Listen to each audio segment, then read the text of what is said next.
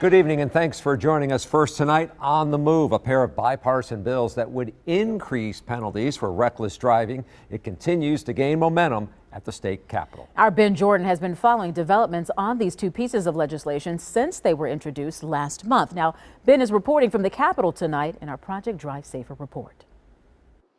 Just a week after the bills were approved by a state assembly committee, the state Senate held its public hearing in a committee today.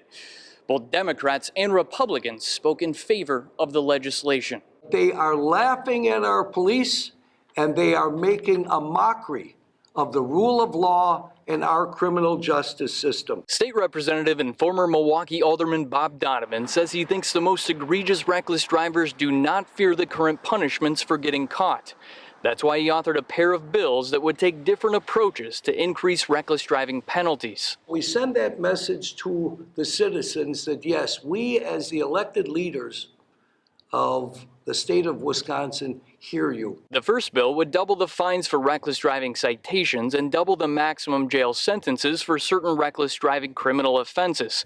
The second bill would give cities and towns the option to tow vehicles if a person is caught driving recklessly and has a prior reckless driving fine that hasn't been paid. My husband, Aaron Strong, was the victim of reckless driving. Abby Strong says she returned to the Capitol for the second time in 2 weeks to be a voice for the victims who cannot advocate for themselves. Her husband, a beloved pastor, was killed 5 months ago by a reckless driver in front of the Milwaukee County Courthouse. Why do you think it's an important tool? It's important because if we don't curb the problem now, it's going to continue to escalate. Democratic State Senator Lena Taylor says she was initially skeptical of the bills until she learned the state's reckless driving fine of up to $200 hasn't changed in 70 years. Some people in the Milwaukee community are concerned specifically about the doubling of maximum jail sentences.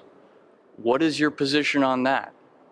I think they should read the legislation more closely because the truth of the matter is the amount of time and the amount of fine that connects to this particular bill is not a huge increase. Senator Taylor called for one tweak to the legislation. Currently, a majority of the revenue from the increased fines would go toward the state's alcohol and drug abuse treatment program.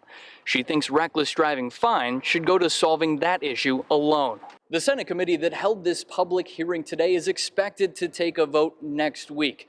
Meanwhile, these bills are moving even more quickly on the Assembly side. The full Assembly is expected to vote next Wednesday.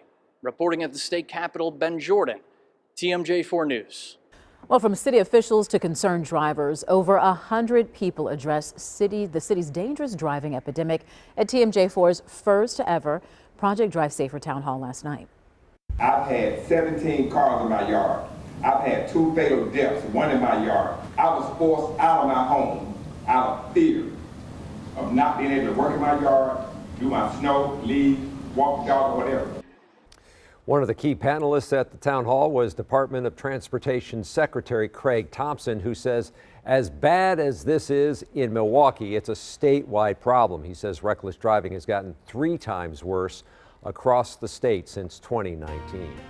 And we want to remind you that a key part of Project Drive Safer is hearing story ideas from you, the viewer. You can share your story ideas by emailing us at projectdrivesafer@tmj4.com.